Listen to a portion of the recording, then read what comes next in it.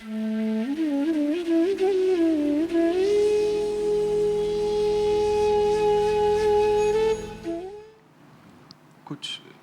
बात इस तरह है कि काम को लेके मैंने पूरे एफर्ट्स नहीं करे, वो पता होते हुए नहीं करता। और जैसे नींद है पढ़ाई के समय या किसी भी चीज़ को, एक तरह की डिसऑनेस्टी भी है उसमें, लेकिन एक तरह से ये भी है कि उसमें इतना इंटरेस्ट नहीं, उसके अंदर इतनी वर्थ नहीं लग रही है उस समय पे। एक वो भी रीज़न मेरा बचपन से रहा है, जिसकी वजह से मैंने बहुत मतलब एज इन सफ़र किया है, और सफ़र करते हुए भी उसको नेगलेक्ट किया है कि ये मेरे को बदलाव मैंने नहीं लाया है, अभी तक नहीं लाया है। लेकिन जब से ये चीज़ के बारे में थोड़ा सा इसमें एंटर किया है, आध्यात्म के बारे में थोड़ा बहुत जाना है, तो ये कुछ ऐसा है जिसने मेरे को नहीं छोड़ा है। उसको मैंने हमेशा छोड़ा है, इसने मेरे को नहीं छोड़ा है। तो अब इसमें बस अब ये डर नहीं लगता है। लेकिन ये सवाल मैं आपसे एक और पूछना चाह रहा था इसके साथ ही, कि जैसे अभी कबीर साहब की बात हो रही थी, तो उसमें उन्होंने लिखा था कि भाव और प्रेम में दोनों में फ़र्क है। तो जो भाव आते हैं और एक प्रेम क्या है, उसमें दोनों में थोड़ा अंतर जानना चाहता हूँ। काम अगर ऐसा नहीं है कि तुम्हारी नींद उड़ा दे, तो उसको चुनना तुम्हारी भूल है। नींद को दोष मत दो, नींद तो प्राकृतिक है। अहम को कुछ तो भोगना है ना, वो नींद को भी भोगता है। कहते हो ना, सो लिए अच्छा लग रहा है, तो हमने सोने की अवस्था को भी क्या करा, भोगा। सोने से बेहतर कुछ मिल जाता तो नहीं सोते तुम।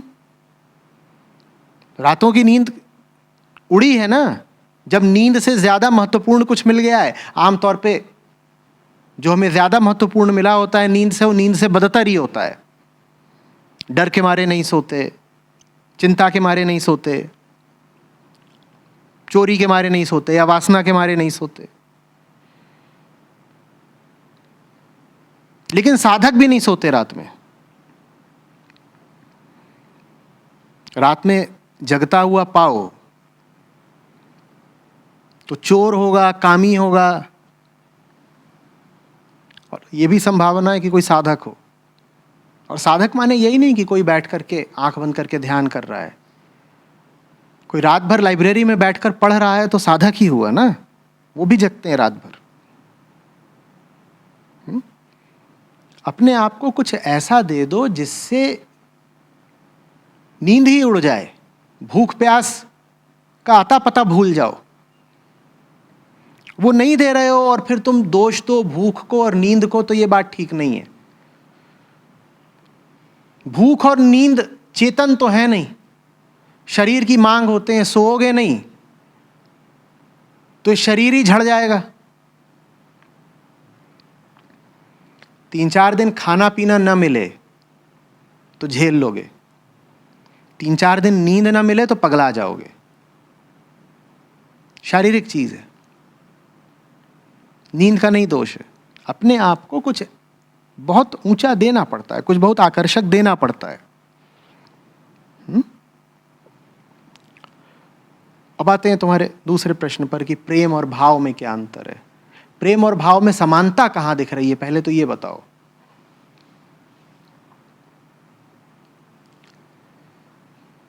प्रेम का अर्थ ही होता है भावों के प्रति आकर्षण छोड़ देना। भाव होते हैं सब दुनियादारी के, और प्रेम होता है दुनिया के पार का आकर्षण।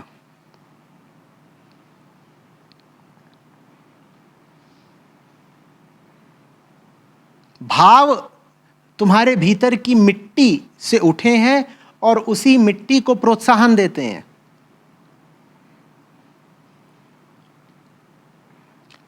प्रेम निर्मम होता है, वो मिट्टी को झाड़ देता है। बिल्कुल बेरहमी से। वो कहता है एक ही है जिसकी ओर जाना है, पिया तो से नैना लागे रे। बाकी ये सब मिट्टी टट्टी, इनसे थोड़े ही दिल लगाना है। और भाव किसी ऊंचाई की बात करते ही नहीं, क्योंकि कर सकते ही नहीं। सब भावनाएं रासायनिक होती हैं, सब भावनाएं जैविक होती हैं, पार्थिव होती हैं। प्रेम कोई भाव नहीं होता। जिन्होंने प्रेम कभी जाना ही नहीं, वही प्रेम को भावना कहकर संबोधित कर जाते हैं।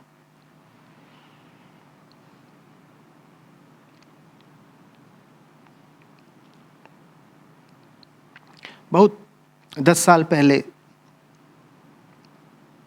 कॉलेजी छात्रों के लिए एक एक्टिविटी बनाई थी।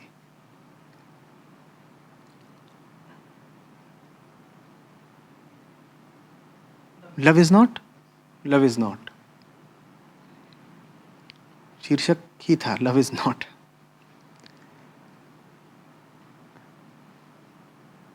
तो उसमें एक उप शीर्षक था, subheading, love is not an emotion. प्रेम भावना नहीं होती। हमने कहा अभी 18-20 साल के हैं, अभी इनको समझा दो, शायद बच भी जाएं। एक बार ये भावुक हो गए और भाव के दरिया में बहने लगे, तो इनका दरिया कहां जाकर के गिरेगा कुछ पक्का नहीं। इनको वो एक्टिविटी शीट देना, लव इज नॉट, सबको मिलनी चाहिए। बड़ी पुरानी है, बड़ी उपयोगी है।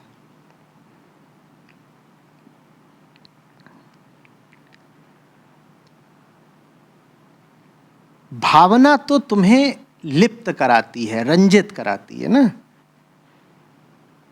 और प्रेम का कुछ लेना ही देना नहीं होता किसी चीज से। भावना में तुम्हें क्रोध आ गया तो तुम किसी चीज को दूर करना चाहते हो, तोड़ देना चाहते हो, मिटाना चाहते हो, ठीक। द्वेष की स्थिति है। और भावना में राग उठ गया तो जिससे राग उठा है तुम उसके निकट आना चाहते हो, पकड़ लेना चाहते हो, बांध लेना चाहते हो, गले लगा लेना चाहते हो। राग।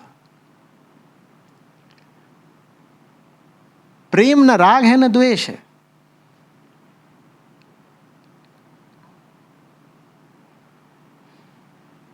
प्रेम ऐसा है जैसे कोई आसमान की ओर देख रहा है, इधर राग है इधर द्वेष है, उसे पता ही नहीं कि यहां राग खड़ा है यहां द्वेष खड़ा है। उसकी नजर ही आसमान की ओर है। जिसकी नजर आसमान की ओर है बस उसे ही प्रेमी समझना। जो इधर उधर ताक झांक कर रहा है, छोटी छोटी बातों से मतलब है, इससे लिप्त हो गया, उससे आसक्त हो गया, उससे खफा हो गया, उससे जुड़ गया, उससे कट गया, ये कहां का प्रेमी है। जा मार्ग साहब मिले प्रेम कहावे सोए। वो उधर जो ऊपर देख रहा है यही मार्ग है, यहां साहब मिलेंगे, नीचे यहां ये सब घूम रहे हैं, अंटू बंटू चंटू। जिसे अंटू बंटू चंटू से कोई मतलब नहीं रहा, समझ लो वही प्रेमी है। और जो भावनाओं में ही बहा जा रहा है, अंटू कितना सुंदर है, बंटू के लिए नए मोजे खरीदने हैं, और ये चंटू बहुत चालू बनता है, इसकी चंटाई उतारनी पड़ेगी, आज चांटा मारूंगा। जो चंटू की चंटाई को चांटा मारने में ही अभी लगा हुआ है, वो प्रेमी कैसे हो सकता है। वो तो लिप्त है ना चंटू के साथ। जो आसपास की दुनिया से ही लिप्त है वो प्रेमी नहीं हुआ।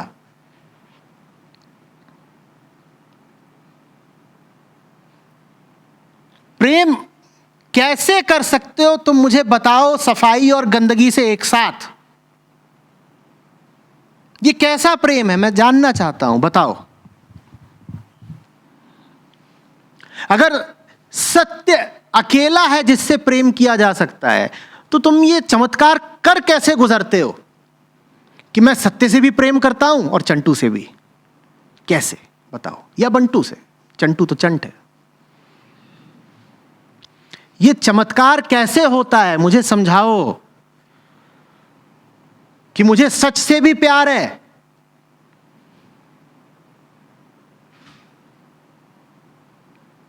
और मुझसे भी। कैसे कर लेते हो? हमें तो बहुतों से प्यार है। जिन्हें बहुतों से प्यार है उन्हें सच से प्यार कैसे हो सकता है? मुझे समझाओ तो।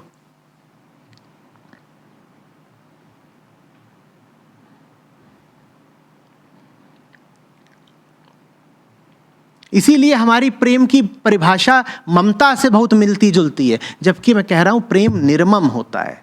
प्रेम से ज्यादा निर्मम कुछ हो ही नहीं सकता। लेकिन संस्कृति और फिल्मों का असर,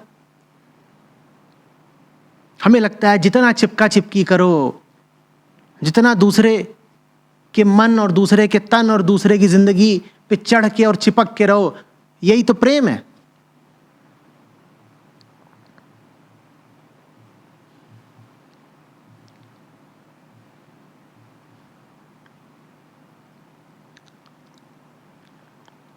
समझ में कुछ आ रही है बात?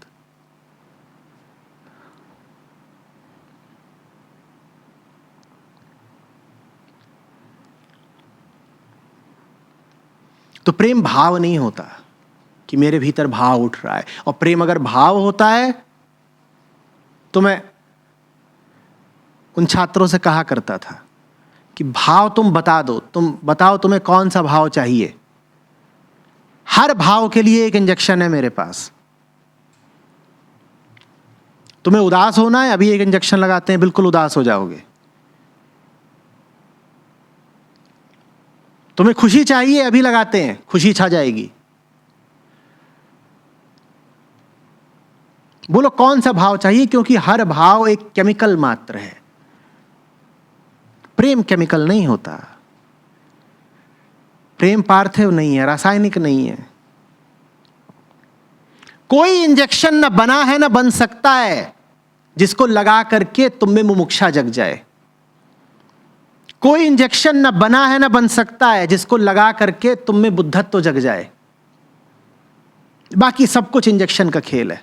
एक गोली खिलाई जाएगी, बिल्कुल सही हो जाओगे। क्या बोल रहे हो? संसार से विरक्त हो गए हो? ये लो तुम लाल गोली। 5 मिनट के अंदर संसार के पीछे भागते नजर आओगे। तो 4 हार्मोन ही तो सक्रिय करने हैं तुम्हारे, दंदना के भागोगे, सारी विरक्ति छू मंतर हो जाएगी।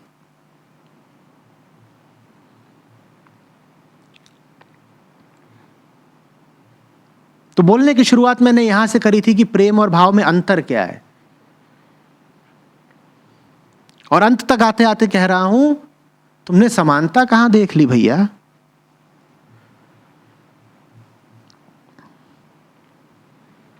जहां भाव है वहां प्रेम नहीं हो सकता। लेकिन इस बात को समझने में हमें बड़ी कठिनाई होगी, क्योंकि घर में, बाजार में और फिल्मों में और टीवी में हमने प्रेम के नाम पर सिर्फ भावनाओं का खेल देखा है ना? तो हम इस बात को किसी भी तरीके से सोच ही नहीं पाते, कल्पना ही नहीं हो पाती। हमारे जहन में कोई तसव्वुर ही नहीं उठता कि ऐसा कैसे होगा कि प्रेम है पर भावनाएं नहीं है। ऐसा कैसे होगा? ऐसा ही है। और प्रेम के होने का अर्थ यह नहीं है कि भावनाएं नहीं होंगी। प्रेम के होने का ज्यादा सूक्ष्म अर्थ है। समझना चाहते हो तो बताऊं। प्रेम के होने का अर्थ है कि अब भीतर के सारे भाव प्रेम के केंद्र से संचालित होंगे। जाना वहां है, उससे प्रेम है, तो अब क्रोध आएगा, क्रोध का भाव उठेगा, पर किस पर उठेगा? जो वहां पहुंचने से रोकता हो। तो ऐसा नहीं कि अब क्रोध बचा नहीं, पर अब क्रोध के केंद्र पर वो बैठ गया है। तुम मुझे वहां जाने से रोकोगे तो फिर देखना हमारा क्रोध।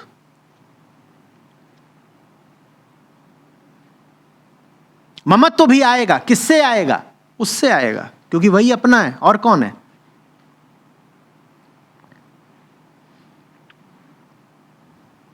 सब कुछ रंग जाएगा उसके रंग में जो प्रियतम है तुम्हारा। सारी भावनाएं रहेंगी पर वो प्रेम के अनुगत हो जाएंगी, प्रेम के पीछे पीछे छाया की तरह चलेंगी। अब वो प्रेम के आगे आगे नहीं चलेंगी कि भावना आगे है प्रेम पीछे है। भावना बड़ी चीज हो गई, प्रेम छोटी चीज ना। प्रेम आगे है, भावनाएं सब पीछे पीछे। सब भावनाएं सेविकाएं हो गई प्रेम की।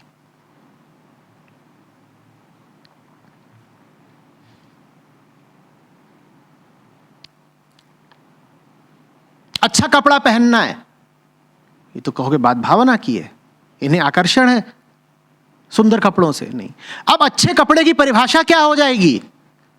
अच्छा कपड़ा वो जो उस तक पहुंचने में मदद दे। तो अभी भी कपड़ों का आकर्षण है, अच्छे कपड़ों का आकर्षण निश्चित रूप से है, पर कौन सा कपड़ा अच्छा है? जो आप पहुंचने में मदद दे। खाना, खाने का आकर्षण अभी भी है, खाना बढ़िया होना चाहिए, पर अब बढ़िया खाने की परिभाषा क्या हो गई? वो खाना जो वहां तक पहुंचाने में मदद दे, वो बढ़िया हो गया।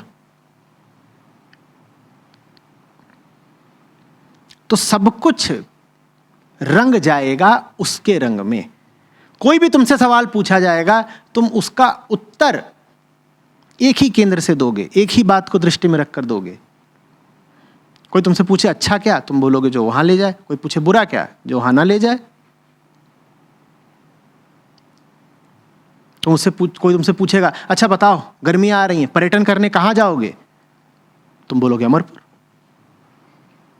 और कहां? भाई जाएंगे तो है ही, क्योंकि शरीर मिला है तो कहीं ना कहीं तो गति करेंगे, कुछ ना कुछ घूमना फिरना भ्रमण तो होगा ही, शारीरिक बात। लेकिन वहां जाएंगे जहां जाने से वहां जाने में सहायता मिलती हो। कहां नहीं जाएंगे? जहां जाने से वहां के दरवाजे बंद होते हो। तो हमारा खाना पीना, उठना बैठना, संगति, ये सब चलेगा, इनसे जुड़ी हुई भावनाएं भी चलेंगी, पर उन भावनाओं के केंद्र पर वो बैठ जाएगा जिससे तुम्हें प्रेम है। आई बात समझ में? तो दो बातें हुई। पहली, प्रेम भावना नहीं है। दूसरी बात, जब प्रेम होता है तो सारी भावनाएं प्रेम के पीछे पीछे, जैसे इंजन के पीछे डब्बे।